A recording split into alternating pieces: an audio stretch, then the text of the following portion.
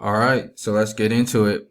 We're going to be going over how to save to PDF in this video, and also how to share and send an email, your Excel sheet email. So we're going to click on share, go to our file tab, click on share, then just click on email, and we can send it as an attachment.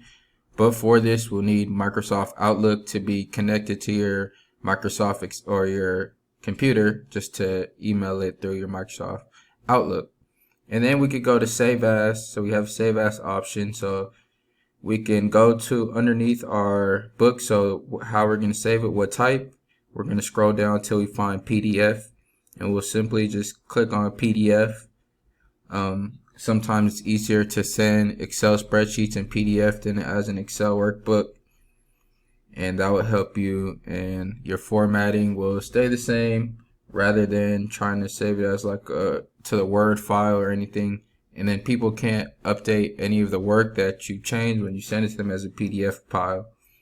And then back to going to share, we can also send it as a PDF. When we go to the email, we can send it as a PDF attachment, and once again, you see everyone gets PDF attachment, content can't be easily changed, and preserves the layout. So that's maybe why you want to save it as a PDF or share it as a PDF.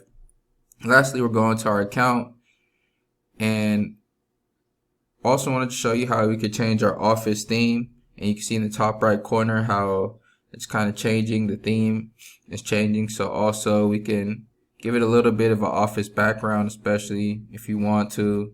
Any background theme, so when you do save it as PDF, it'll have a little bit of background theme to it. But that's how you would save it as a PDF and send it as an email, your Excel spreadsheets.